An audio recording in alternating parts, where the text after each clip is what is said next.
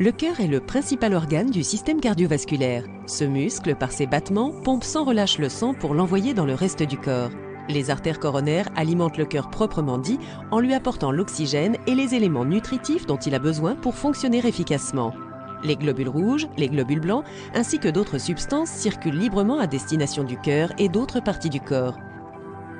Chez une personne en bonne santé, les parois de l'artère sont lisses et d'épaisseur uniforme. Au fil du temps toutefois, un niveau élevé de cholestérol circulant peut entraîner l'accumulation de dépôts de graisse appelés plaques.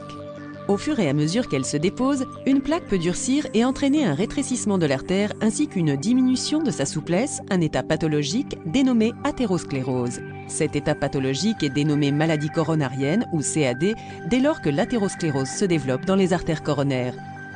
Si la circulation du sang est gravement interrompue, un infarctus du myocarde peut se produire. Un infarctus du myocarde, ou IM, est une autre appellation de la crise cardiaque.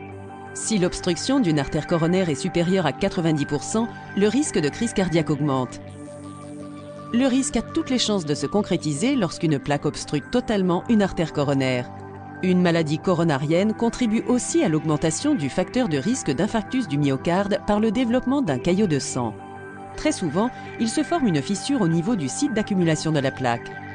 Dans ce cas, le sang peut coaguler ou s'amalgamer sur le site de la fissure ou un caillot de sang dénommé thrombus peut grossir jusqu'à ce qu'il bloque complètement le passage du sang. L'étendue des dommages subis par le cœur durant un infarctus du myocarde dépend de la gravité et de l'emplacement de l'obstruction ainsi que de la rapidité d'administration d'un traitement médical. Heureusement, il existe de nombreuses manières de prévenir l'athérosclérose et de faire diminuer le risque de crise cardiaque.